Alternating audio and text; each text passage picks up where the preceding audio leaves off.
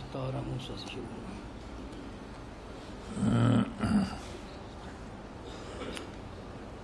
الحمد للہ رب العالمین والصلاة والسلام علی حبیبہ محمد وآلہ وصحبہ اجمعین۔ اعوذ باللہ من الشیطان الرجیم، بسم اللہ الرحمن الرحیم۔ واختار موسیٰ قومہ 70 رجلا لمیقاتنا فلما اخذتهم الرجفة قال رب لو شئت اهلكتهم من قبل وإياي تهلكنا بما فعل السفهاء منا إن هي إلا فتنتك تضل بها من تشاء وتهدي من تشاء أنت ولينا فاغفر لنا وارحمنا وأنت خير الغافرين واكتب لنا في هذه الدنيا حسنة وفي الآخرة إنا هدنا إليك قال عذابي أصيب به من أشاء ورحمتي وسعت كل شيء فسأكتبها للذين يتقون ويؤتون الزكاة والذين هم بآياتنا يؤمنون الذين يتبعون الرسول النبي الأمي الذي يجدونه مكتوبا عندهم في التوراة والإنجيل يأمرهم بالمعروف وينهاهم عن المنكر ويحل لهم الطيبات ويحرم عليهم الخبائث ويدع عنهم إصرهم والأغلال التي كانت عليهم فالذين آمنوا به وعزروه ونصروه واتبعوا النور الذي أنزل معه أولئك هم المفلحون اللهم سبحانك لا علم لنا إلا ما علمتنا إنك أنت العليم الحكيم مولاي صل وسلم دائما أبدا على حبيبك خير الخلق كلهم۔ موسیٰ علیہ السلام کا ذکر خیر چل رہا ہے۔ جب وہ گوشالہ پرستی سے قوم نے توبہ کی اور آپ نے الواح مبارکہ اٹھا لیں اور قوم کو پیش کی، فرمایا طور پر مجھے اللہ کریم سے شرف ہم کلامی حاصل ہوا ہے اور یہ نصاب زندگی، یہ کتاب تورات اللہ کریم نے الواح کی صورت میں لکھی لکھائی مجھے عطا فرمائی ہے، تو اس پر اپنا نصاب زندگی مرتب کرو۔ عقیدے میں جو رواجات اور رسومات داخل ہو جاتے ہیں پھر وہ کئی نسلوں تک چلے جاتے ہیں، ان کو چھوڑنا بھی مشکل ہوتا ہے، اور اللہ ہی جسے توفیق دے وہ اپنی اصلاح کرتا ہے، ورنہ لوگ اس بات پہ رہتے ہیں کہ باپ دادا ایسا کرتے تھے، خواہ باپ دادا کچھ بھی نہ جانتے ہوں لیکن وہ لوگوں نے گلے سے لگایا ہوا ہوتا ہے۔ تو ان رسومات، خرافات، شرکیات، بدعات، کفریات، ان سب کو چھوڑنا مشکل ہوتا ہے، اور ہر نبی نے عقیدہ توحید پر، توحید باری پر بنیاد رکھی ہے دین کی، وہ ماننا مشکل ہوتا ہے۔ لیکن اس سے زیادہ عقیدہ توحید ماننے سے بھی زیادہ مشکل ہوتا ہے اپنی جو طرز حیات ہے اس کو تبدیل کرنا۔ لوگ اسلام کا دعویٰ کر لیتے ہیں، لوگ کلمہ پڑھ لیتے ہیں، لوگ نماز بھی پڑھ لیتے ہیں، روزہ بھی رکھ لیتے ہیں، حج بھی کر لیتے ہیں، لیکن معاملات، لین دین، غمی شادی، رسومات سے نکلنا یہ بہت مشکل ہو جاتا ہے۔ اللہ کریم جو کتاب نازل فرماتے ہیں اور انبیاء علیہ السلام پر جو صحیفے یا کتب نازل ہوئی، وہ جن لوگوں کی طرف نبی مبعوث ہوتا ہے ان کے لیے پورا نصاب زندگی ہوتا ہے کہ کون کون سے کام کس طریقے سے کرنے ہیں، کون سا کام کس حد تک جائز ہے، کون سا کام ناجائز ہے، وہ نہیں کرنا، اس سے رک جانا ہے۔ یہ حدود و قیود ہوتی ہیں۔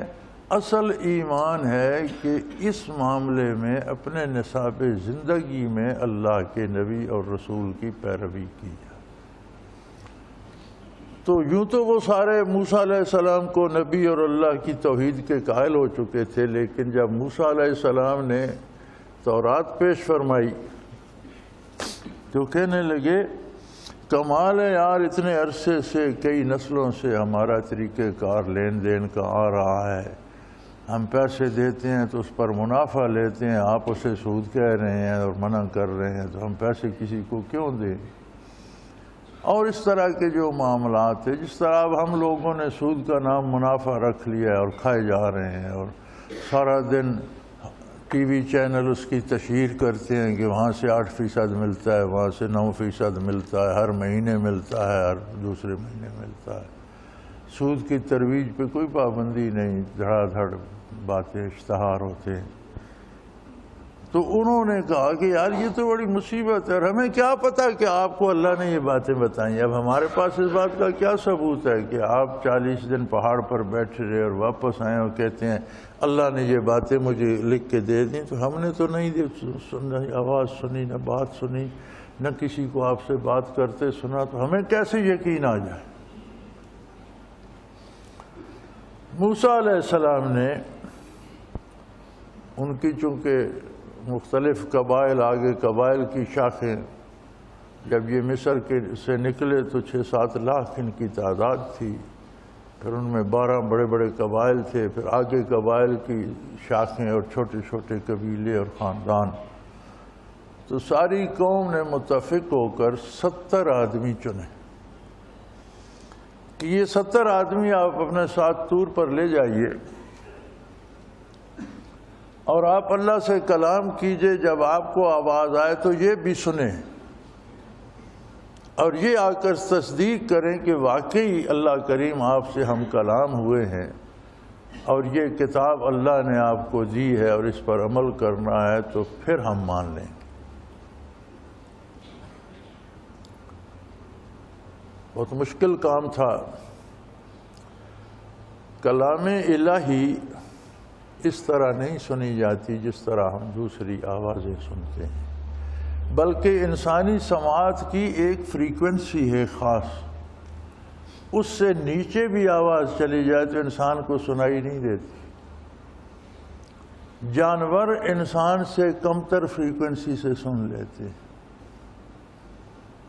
میں نے ساری عمر شکار کیا ہے، تو شکار کے جانوروں میں اللہ نے ایسی حس رکھ دی ہے کہ آپ خالی آتے ہیں، آپ کے پاس اسلحہ نہیں ہے، تو جنگلی جانور چرتے پھرتے ہیں، آپ گزر جاتے ہیں، وہ پرواہ ہی نہیں کرتے۔ آپ کے پاس 12 بور بندوق ہے تو ان کے اندر ایسا الارم بجتا ہے، قدرت کا ایسا نظام ہے کہ وہ اتنے بھاگ جائیں گے کہ اس کی رینج سے دور ہو جائیں گے اور پھر چرنے لگ جائیں گے۔ آپ کے پاس اگر پکی رائفل ہے 7mm ہے یا دوسری کوئی پکے بور کی رائفل ہے تو وہ اتنے دور جائیں گے کہ آپ کو نظر نہ آئے۔ اب یہ انہیں کون بتاتا ہے؟ ان کے اندر کوئی اللہ کریم نے میکنزم، کوئی نظام ایسا فٹ کیا ہوا ہے، انہیں سمجھ آ جاتی ہے۔ انسان اس آواز کو نہیں سن سکتا، لیکن آپ دوسرے شکاری سے سرگوشی بھی کریں، شکار بھاگ جاتا ہے، وہ سن لیتے ہیں۔ امریکہ کی ایک ریاست میں گیا تو وہاں بے شمار جنگلی ہرن وہ شہر کے اندر آ جاتے ہیں۔ وہاں تو چونکہ ہر کوئی مارتا نہیں، وہ کچھ دنوں کے لیے شکار کھولتے ہیں، اس کے علاوہ سارا سال بند ہوتا ہے، تو وہ جب شام ہوتی تو وہ سارے شہر کی سڑکوں پہ آ جاتے۔ تو انہوں نے وہاں ایک ہارن ایجاد کیا، 10-12 سال پہلے کی بات ہے، وہ ہر گاڑی میں لگا ہوتا تھا۔ آپ گاڑی کا سوئچ آن کرتے تھے، ہارن بجنا شروع ہو جاتا تھا، جب تک سوئچ آن رہتا تھا ہارن بجتا رہتا تھا، لیکن اس ہارن کی آواز جنگلی ہرن سنتے تھے، انسان کو سنائی نہیں دیتی تھی۔ تو انسان کی سننے کی، سماعت کی ایک خاص قوت ہے، ایک درجہ ہے، ایک لیول ہے۔ اب کلام باری کو سننا انسانی فریکوینسی میں تو ہے نہیں، انسان کیسے سن سکتا؟ انبیاء انسان ہوتے ہیں، لیکن ان کا جسم بھی لطیف ہوتا ہے، روح تو لطیف ہوتی ہے، اتنا پاکیزہ وجود ہوتا ہے کہ وہاں گناہ کا خطا امکان نہیں ہوتا۔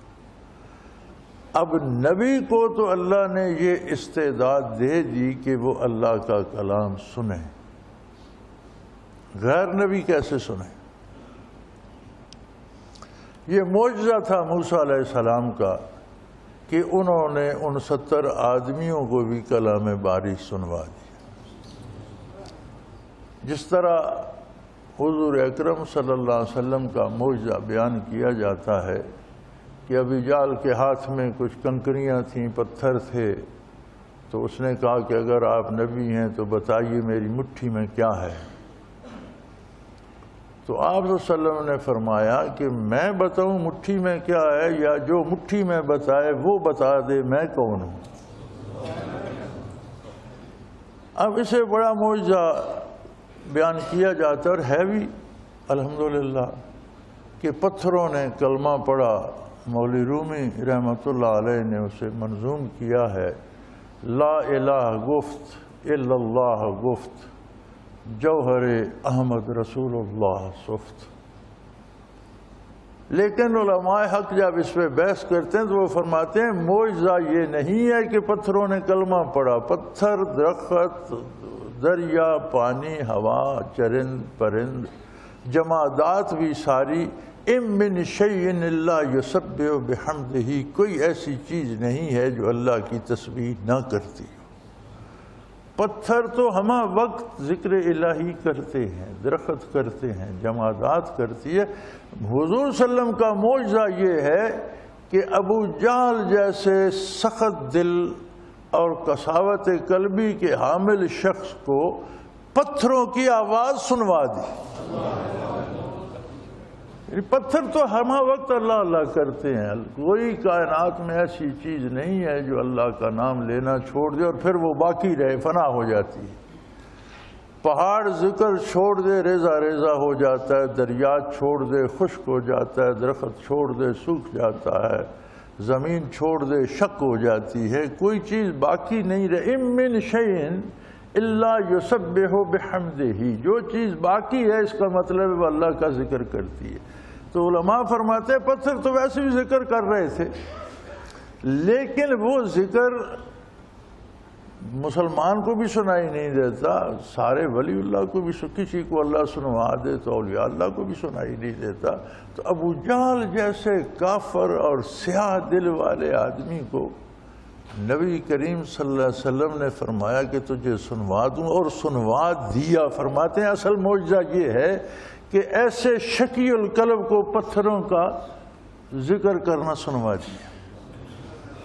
تو موسیٰ علیہ السلام کا معجزہ تھا کہ ان 70 لوگوں کو یا 70 سرداروں کو یا منتخب افراد کو، وہ ان کے دینی لیڈر تھے یا دنیاوی لیڈر تھے، ان کو کلام باری سنوا دیا۔ حق تو یہ تھا کہ وہ کلام باری ان کے دلوں پہ اثر کرتا، وہ اس کی لذت سے آشنا ہوتے، وہ اس پہ فدا ہو جاتے، مر مٹنے کو تیار ہو جاتے، کہتے رسومات اور رواج کیا چیز ہے، ہم تو جان دینے کو تیار ہیں، اس کی لذت کو محسوس کرتے، اس کی شیرینی کو محسوس کرتے، وہ نہ کر سکے اور کہنے لگے کہ بھائی بات تو ہم نے موسیٰ سن لی، آواز تو آ رہی ہے، لیکن ہمیں کیا پتہ یہ اللہ ہی کی آواز۔ آپ اللہ سے کہیں سامنے آ کے بات کرے، ہم دیکھیں کہ یہ اللہ ہے اور یہ بات کرے، پھر مانیں گے۔ اللہ نے کتنا احسان کیا، ایک آدمی سے اٹھا کر انہیں کلیم اللہ بنا دیا، اللہ کا کلام سننے کی عظمت عطا کر دی بطفیل موسیٰ علیہ نبینا علیہ الصلوۃ والسلام۔ مگر ناشکرے تھے، اپنے آپ پر زوم تھا، اس کی لذت کو محسوس نہ کر سکے۔ سن لیا اللہ کریم کا کلام کانوں سے نہیں۔ حضرت فرمایا کرتے تھے کہ جب اللہ کا کلام ہوتا ہے تو اللہ کے نبی کا وجود کا ایک ایک ذرہ سن رہا ہوتا، صرف کان نہیں سنتے، نہ اس کی سمت ہوتی ہے کہ ایک سمت سے آواز آ رہی ہے، نہ اس کا یہ پتہ چلتا ہے کہ کیا گونج رہا ہے، لیکن وجود کا ذرہ ذرہ کان بن جاتا ہے خطاب الہی سننے کے لیے۔ تو جب ان کے وجود کے ذرے ذرے میں کلام الہی صلاحیت کر گیا تو کیسے بدبخت تھے، انہیں اس کا کوئی کیف محسوس نہیں ہوا، کوئی لذت نہیں آئی، کوئی شیرینی نہیں۔ حق تو یہ تھا کہ وہیں سجدے میں گر جاتے اور کہتے سمعنا وطعنا، سن بھی لیا مان بھی لیا، اب کوئی عذر نہیں ہے۔ لیکن وہ الٹے ہوئے، کہنے لگے جی ٹھیک ہے موسیٰ، ہم نے بات تو سن لی، لیکن کیا پتہ یہ اللہ کی آواز ہے، یہ کوئی اور آواز دے رہا، تو آپ اللہ کو ہمارے سامنے لائیے، ہم سامنے دیکھ کر بات کریں گے۔ فلما اخذتهم الرجفہ، اس پر بجلی کی ایک کڑک ہوئی اور اس نے جلا کر بھسم کر دی۔ جب اپنی حیثیت سے بڑھ کر کوئی دعویٰ کرتا ہے تو اس کا انجام یہی ہوتا ہے، تباہ ہو گئے۔ وہ تو مر گئے، بلکہ بجلی پڑی اور اس نے خاکستر کر دیے۔ موسیٰ علیہ السلام نے کہا یا اللہ، انہوں نے گستاخی کی، اس کا نتیجہ یہی ہونا تھا، آپ نے جو کیا وہ حق ہے، لیکن میں پھنس گیا ہوں، مجھے آپ نے اس قوم کی طرف نبی بنایا، میری ذمہ داری لگائی، اب جب میں واپس جاؤں گا تو وہ کہیں گے موسیٰ لے اس لیے گیا تھا، انہیں مار کر کسی گڑھے میں پھینک دیا یا مروا دیا اور خود واپس آ گیا، کہتا ہے انہوں نے گستاخی کی تھی، انہوں نے گستاخی کیا، وہ تو سننے گئے تھے، موسیٰ علیہ السلام نے انہیں مروا دیا۔ یا اللہ یہ تو نیا تماشا بن جائے گا۔ قال رب لو شئت اہلکتہم من قبل وإیایا، انہیں عرض کی بار الہ تو قادر ہے، تو چاہتا تو اس سے پہلے ہی انہیں ہلاک کر دیتا، مجھے بھی اگر تو دنیا سے اٹھا لیتا تو تجھے کون روک سکتا ہے، میں بھی کیا اعتراض کر سکتا ہوں، یہ تو تیرے دست قدرت میں ہے، انہیں بھی ہلاک کر دیتا، مجھے بھی۔ یہاں ایک مسئلہ سلوک کا بھی ہے، عرض کرتا چلوں پھر رہ جائے گا۔ بعض لوگوں کو بڑا وہم ہوتا ہے کہ میں بہت عبادت کرتا ہوں، میرے مراقبات وہاں تک ہونے چاہیے۔ بعض کو یہ وہم ہوتا ہے کہ مجھے کوئی عہدہ ملنا چاہیے، مجھے غوث قطب بننا چاہیے۔ ایسی تمنا رکھنے والے عموماً ہلاک ہو جاتے ہیں، اور یہ دعویٰ خودی کے مترادف ہے۔ استحقاق یعنی میرا حق بنتا ہے، یہ جائز نہیں ہے۔ یہ چیزیں ثمرات ہیں، پھل ہیں، اور پھل اللہ کی طرف سے ہوتا ہے اور وہ بھی ہوتا ہے، اس کی مرضی کس کو کیا دیتا ہے۔ بندہ کوئی دعویٰ نہیں کر سکتا، جو زیادہ مجاہدہ کرتا ہے وہ اس بات کا شکر ادا نہیں کر سکتا کہ اس نے اس مجاہدے کی توفیق عطا کی۔ لہذا سالک کو دعویٰ نہیں کرنا چاہیے کہ مجھے یہ رتبہ ملنا چاہیے، یہ غلط ہے۔ یہ مراقبہ، یہ انعامات اللہ کی طرف سے عطا ہوتے ہیں، جسے وہ چاہتا ہے جب چاہتا ہے عطا فرما دیتا ہے۔ انہوں نے اپنی ہستی سے بڑھ کر دعویٰ کیا کہ اللہ کو دیکھیں گے، سنیں گے، تب مانیں گے۔ وہی دعویٰ تھا کہ انہوں نے اپنے آپ کو بہت بڑا سمجھا کہ ہم دیکھ بھی سکتے ہیں، بات کر سکتے ہیں، تباہ ہو گئے۔ موسیٰ علیہ السلام نے اس کی بار الہ، آپ تو انہیں پہلے بھی مار سکتے تھے، مجھے بھی موت دے سکتے تھے، آپ کو کون روکنے والا ہے؟ اتہلکنا بما فعل السفہاء منا، یا اللہ جو کچھ ہم میں سے چند بے وقوفوں نے کیا ہے اس کے بدلے ہم سب کو ہلاک تو نہ فرما۔ اس کا نتیجہ یہ ہوگا کہ لوگ میری نبوت کا، آپ کے کلام کا انکار کر دیں گے، تباہ ہو جائیں گے۔ تو میں بجائے ہدایت دینے کی ان کی تباہی کا سبب بن جاؤں گا۔ تو اللہ کریم مہربانی فرما، ان ہی الا فتنتک، یا اللہ یہ تیری آزمائش ہے، تیرے امتحان بڑے عجیب ہوتے ہیں، اور تو قادر ہے، تضل بہا من تشاء وتہدی من تشاء، تیرے امتحانات بڑے سخت ہوتے ہیں، تو جسے چاہے انہی سے گمراہ کر دیتا ہے، اور جسے چاہے انہی امتحانات کو اس کی ہدایت کا سبب بنا دیتا ہے اور اسے ہدایت دے دیتا ہے۔ سب کچھ تیرے دست قدرت میں ہے۔ انت ولینا، اے اللہ تو ہی ہمارا مددگار ہے۔ دعا کا سلیقہ بھی یہاں سے سیکھ لینا چاہیے کہ پہلے اپنا جرم قبول کیا، جو لوگ ہلاک ہو گئے تھے فرمایا یا اللہ یہ ان کی جہالت اور بے وقوفی ہے، اور چند لوگوں کی بے وقوفی کی اتنی بڑی سزا مت دیجئے کہ ساری قوم گمراہ ہو جائے، یہ تباہ ہو جائے، ہلاک ہو جائے۔ ہم پہ مہربانی فرمائیے، اور جو کچھ آپ کرتے ہیں حق ہے، اور یہ امتحان ہے، یہ امتحان میں مارے گئے، فیل ہو گئے، ناکام ہو گئے، تو چاہے تو جسے چاہے اسے کامیاب کر دے، اس لیے کہ ہمارا جو کچھ بھی ہے وہ کارساز تو اکیلا ہے۔ جو فائدہ ہمیں پہنچتا ہے، جو نیکی ہمیں پہنچتی ہے، جو بھلائی ہمیں پہنچتی ہے، تو اکیلا کارساز ہے ہمارا۔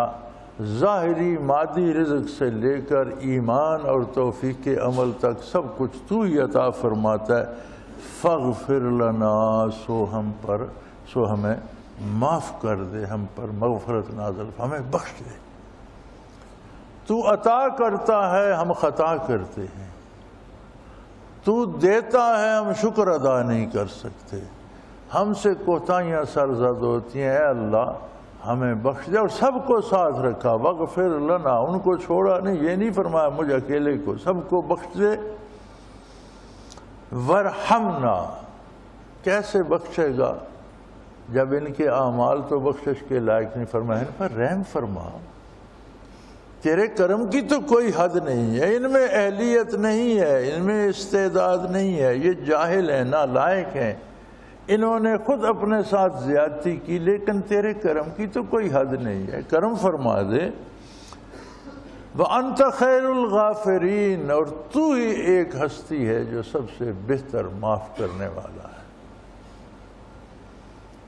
وَاكْتُبْ لَنَا فِي هَذِهِ الدُّنْيَا حَسَنَةً، یا اللہ ہمارے حق میں اس دنیا میں بھی بھلائی کا فیصلہ فرما دے۔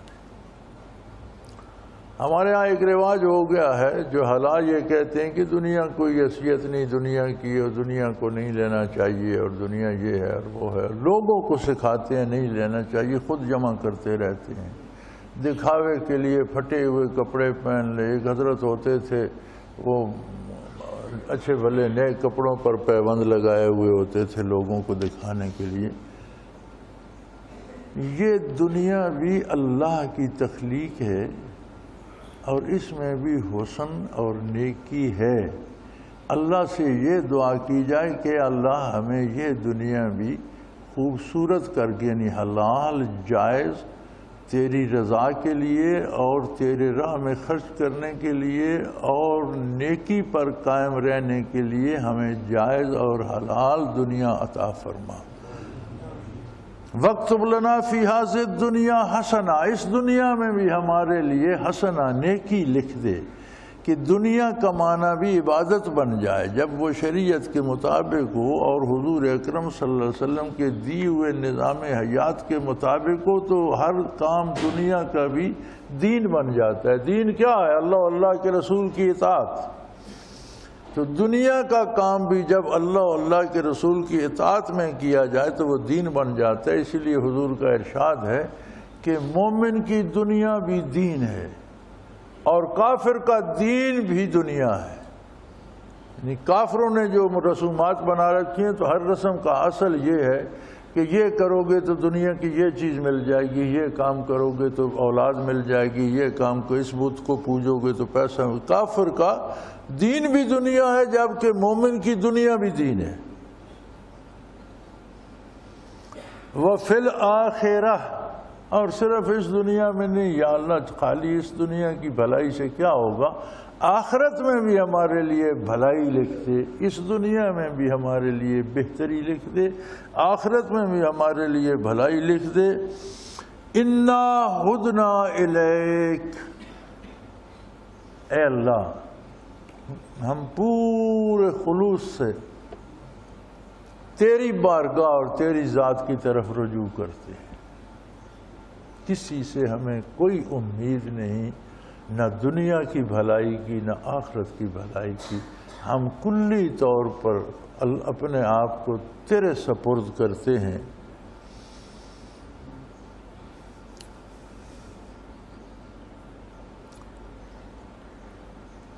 اب یہ سلیقہ دعا کا سکھا دیا کہ اپنا جرم قبول کرے بندہ، اپنی کمزوری کا اعتراف کرے، اللہ سے مغفرت چاہے، دنیا اور آخرت دونوں کی بھلائی چاہے، اور اس کے بعد اللہ کی شان بیان کرے، اس کی تعریف کرے، اور اللہ قبول فرماتے ہیں۔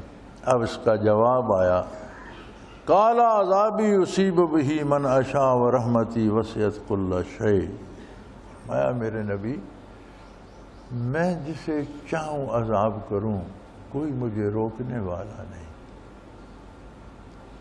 اس کے باوجود میں نے انسان کو مہلت دی ہے، فرصت دی ہے اور اختیار دیا ہے کہ وہ کون سا راستہ چنتا ہے۔ اب جو راستہ عذاب اور عتاب کا چنے گا اسے عذاب ہی ہوگا، اور میری رحمت ان رحمتی وسعت کل شیء، کوئی چیز میری مخلوق میں ایسی نہیں جو میری رحمت سے متجاوز ہو، کسی کے گناہ میری بخشش کو عاجز نہیں کر سکتی، کوئی جرم ایسا نہیں جو میں معاف نہیں فرما سکتا۔ لہذا ان کی تو معافی ہو گئی، انہیں دوبارہ زندگی عطا ہو گئی، لیکن بات جب جواب آیا تو بات آگے چل پڑی۔ اللہ کریم نے فرمایا میری رحمت تو بہت وسیع ہے، بہت بے پناہ ہے۔ اب بات ہو رہی ہے بنی اسرائیل کے زمانے کی، عرض گزار ہیں اللہ کے اولی العزم رسول موسیٰ علی نبینا و علیہ الصلاۃ والسلام، جواب آ رہا ہے بارگاہ الوہیت سے، بات اسرائیلیوں کی غلطی کی۔ فرمایا میری رحمت بہت وسیع ہے، یہ لو یہ زندہ ہو گئے، انہیں لے جاؤ ساتھ، اٹھا لو انہیں۔ لیکن بات آگے چل پڑی، فرماتے ہیں فَسَأَكْتُبُهَا لِلَّذِينَ يَتَّقُونَ وَيُؤْتُونَ الزَّكَاةَ وَهُمْ بِآيَاتِنَا یؤمنون۔ میری رحمت تو بہت وسیع ہے، لیکن اس کو لوٹنے والے کچھ لوگ ہوں گے، سارے نہیں۔ میں نے تو لٹا دی، میں نے تو سر عام رکھ دی، جس کا جی چاہے جھولیاں بھر بھر کے لے جائے اور رات دن ڈھوتا رہے اور اپنا گھر بھرتا رہے، میری رحمت ختم نہیں ہوتی، بہت وسیع ہے۔ لیکن لیں گے کون؟ فَسَأَكْتُبُهَا، میں اسے لکھ دوں گا، ان کے نام کر دوں گا۔ کن کے؟ جو لوگ تقوی اختیار کریں گے، جو لوگ میرے ساتھ ایسا تعلق بنا لیں گے بندگی کا کہ میری رضا پہ راضی ہوں گے اور میری ناراضگی سے ڈرتے ہوئے میری نافرمانی سے بچیں گے۔ وَيُؤْتُونَ الزَّكَاةَ، اور میں انہیں دنیا دوں گا تو دنیا کی محبت میں گرفتار نہیں ہوں گے، دنیا کو میرے حکم کے مطابق خرچ کریں گے۔ وَالَّذِينَ هُمْ بِآيَاتِنَا يُؤْمِنُونَ، اور وہ میری آیات کو ماننے کا حق ادا کر دیں گے، میرے ارشادات پر چوں چرا نہیں کریں گے، صرف بات سنیں گے اور اس پر سراپا عمل بن جائیں۔ یا اللہ، وہ لوگ کون ہوں گے؟ اتنے خوش نصیب کون ہوں گے؟ بات بنی اسرائیل سے اور موسیٰ علیہ السلام سے ہو رہی۔ فرمایا وہ لوگ الذین یتبعون الرسول النبی الامی، یہ وہ لوگ ہوں گے جو میرے نبی امی کا اتباع کریں گے۔ فرمایا میری رحمت تو موسیٰ بڑی وسیع ہے، لیکن اس کو لوٹنے والے ابھی دنیا میں نہیں آئے۔ بنی اسرائیل میں اتنی ہمت نہیں ہے کہ جتنی میری رحمت میں وسعت ہے اس سے وہ جھولیاں بھر لیں، یہ تو اعتراض ہی کرتے رہتے ہیں۔ میں نے انہیں بخش دیا آپ کی دعا پر، انہیں دوبارہ زندگی عطا کر دی، آپ انہیں ساتھ لے جائیے، لیکن میری رحمت کو کون لوٹیں گے؟ فرمایا وہ لوگ جن کا میرے ساتھ پیار ہوگا۔ تقویٰ کیا ہے؟ اللہ کریم سے ایک بندگی کا تعلق جس میں اللہ کی نافرمانی نہ کی جا سکے، رک جائے بندہ کہ میرا تعلق خراب ہوگا، میرے رشتے میں دراڑ آ جائے گی۔ وہ جو کسی نے کہا تھا نا، رشتے الفت کو ظالم یوں نہ بے دردی سے توڑ، رشتے الفت کو ظالم یوں نہ بے دردی سے توڑ، جڑ تو پھر یہ جائے گا لیکن گرا رہ جائے گا، پھر جڑ جائے گا، پھر توبہ کر لینا، لیکن درمیان میں ایک گرا آ جائے گی، ایک بات آ جائے گی، اس کو ٹوٹنے دو ہی نہیں۔ فرمایا یہ کام وہ کریں گے جو میرے نبی و امی کو مانیں گے، ان میں سے کوئی نہیں ہوگا جو آیت سن کر کہ نہیں باپ دادا تو ایسے کرتے ہیں ہم ایسا کیوں، وہ کہیں گے جو حضور نے فرمایا وہ کرنا ہے، بات ختم۔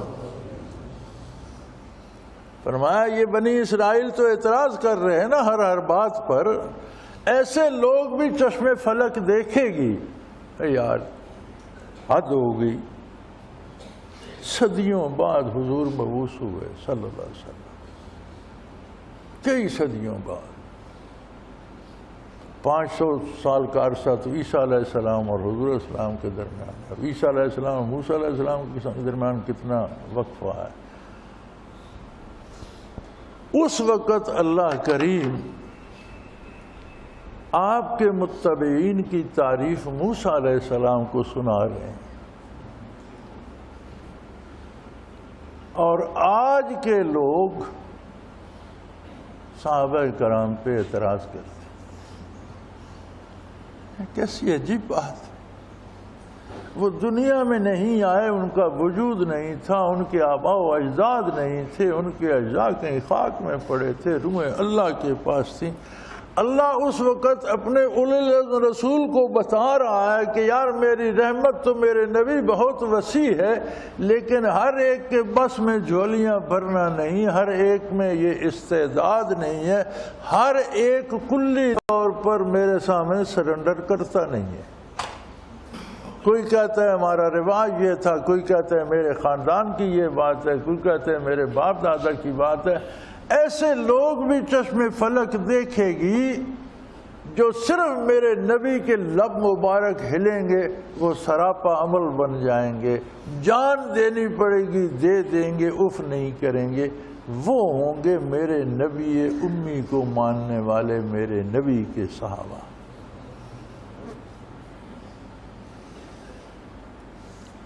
اور فرمایا تمہاری بنی اسرائیل میں سے بھی ہوں گے، اہل کتاب میں سے بھی ہوں گے، الذین یجدونہ مکتوبا عندہم فی التوراۃ والانجیل، میرے نبی کی تعریف تورات میں بھی لکھی ہے، انجیل میں بھی لکھی ہے، اور یہ وہ خوش نصیب ہیں بنی اسرائیل میں سے بھی، عیسائیوں اور یہودیوں میں سے بھی، جن کو جب حضور مبعوث ہوئے تو نور ایمان نصیب ہو گیا اور اکابر صحابہ میں شامل ہو گئے۔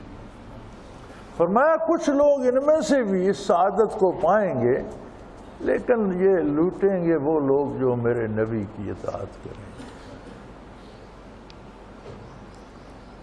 اب ایک بات صاف ہو گئی کہ اللہ کی رحمت بہت وسیع ہے، دنیا کی ہر شے اس کے اندر ہے۔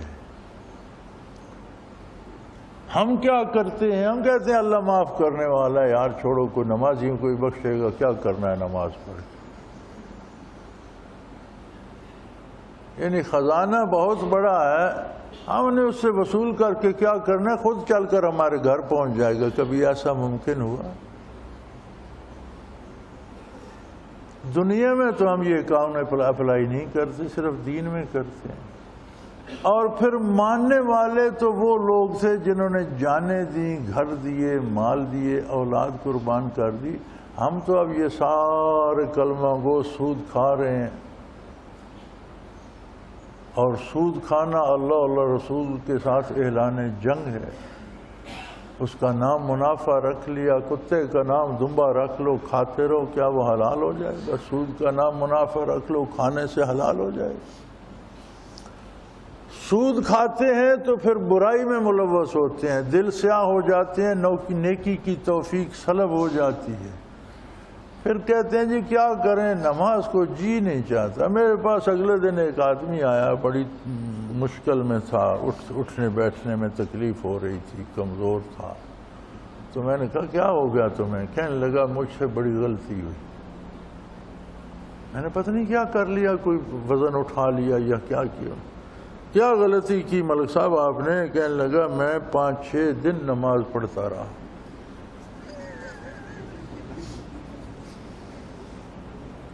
کہنے لگا مجھ سے بڑی غلطی ہوئی، میں 5-6، یہ واقعہ ہے، عجیب بات ہے، میں 5-6 دن تک نماز پڑھتا رہا، بس میرا یہ حال ہو گیا، میں اٹھ بیٹھ نہیں سکتا۔ میں نے کہا آپ اللہ کی مرضی، ہم تو پڑھتے ہیں ہمیں شفا ہو جاتی ہے، آپ نے پڑھا بیمار ہو گئے، اللہ ہی جانے ایسا کیوں ہوتا ہے۔ تو فرمایا الذین یتبعون الرسول النبی الامی الذی یجدونہ مکتوبا عندہم فی التوراۃ والانجیل، جو اتباع کریں گے، یتبعون، جو اپنی رائے چوں چرا نہیں، بلکہ قرآن نے دوسری جگہ کہا ہے کہ اللہ کے رسول جو فیصلہ فرما دے، کسی مومن مرد اور عورت کو یہ زیبا نہیں ہے کہ وہ دل میں بھی اس کے خلاف کوئی خیال لائے کہ یہ فیصلہ صحیح نہیں ہے، دل میں بھی ایسا خیال آنا حرام ہے۔ اب ہمارے سامنے ہماری عملی زندگی بھی ہے اور اسوہ حسنہ رسول اللہ صلی اللہ علیہ وسلم کا بھی ہے، مجھے بھی آپ کو بھی ہر ایک کو دیکھنا یہ ہے کہ میں اس پر کتنا عمل کر رہا ہوں۔ فرمایا میرے نبی کی شان یہ ہے یامرہم بالمعروف، ہر اچھے کام کا حکم دیتا ہے، لہذا یہ طے ہو گیا قرآن میں کہ جس کام کو کرنے کا حضور حکم دے دیں وہی اچھا ہے۔ جہاں صلح کرنے کا، تلوار روکنے کا حکم دے دیں وہاں صلح اچھی ہے، جہاں تلوار چلانے کا حکم دے دیں وہاں جنگ اچھی ہے۔ یہ جس کا حکم اللہ کا رسول دے دے کام وہی اچھا ہے، وہی معروف ہے۔ جہاں رک جانے کا حکم دے دیں رک جانا اچھا ہے، جہاں آگے بڑھنے کا حکم دے دیں آگے بڑھنا اچھا ہے، جہاں سونے کی اجازت دے دیں وہاں سونا بھی عبادت ہے، جہاں جاگنے کا حکم دے دیں وہاں جاگنا عبادت ہے۔ وَيَنْهَاهُمْ عَنِ الْمُنْكَرِ، اور میرا نبی صلی اللہ علیہ وسلم ہر اس بات سے منع فرماتا ہے جو اللہ کو ناپسند ہے، جو منکر ہے، جو برائی ہے۔ یعنی اچھائی اور برائی کا معیار کیا ہے؟ حضور کا کام کرنے کی اجازت دینا وہ کام اچھا ہے، جس کام سے روک دیں وہ کام برا ہے، خواہ زمانے کی نظروں میں کوئی معیار ہو، لیکن حق کا معیار یہ ہے۔ وَيُحِلُّ لَهُمُ الطَّيِّبَاتِ، اور میرا نبی ان کے لیے پاکیزہ چیزیں حلال کرتا ہے، جو چیزیں شرعاً حلال ہیں وہ ساری پاکیزہ اور ساری نظیف و لطیف ہیں۔ وَيُحَرِّمُ عَلَيْهِمُ الْخَبَائِثَ، اور ان پر بری چیزیں، خبیث چیزیں، ناپاک چیزیں ان پر حرام فرماتا ہے، ان کو ناپاک چیزوں سے روکتا ہے۔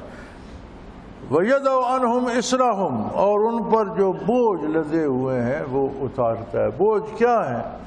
باپ دادا کی پیروی، رسومات اور رواجات، یہ بوجھ ہیں۔ یہ شادی پہ آپ دیکھ لو ایک غریب آدمی کو وہ کتنا وہ زمینیں گروی رکھتا ہے، ادھار لیتا ہے، سود پر لیتا ہے، صرف اس لیے باپ دادا کا نام ہے، یار لوگ کہیں گے اس نے شادی، خاک باپ دادا کا نام ہے بھئی، جتنی حیثیت ہے اتنے پاؤں پھیلاؤ۔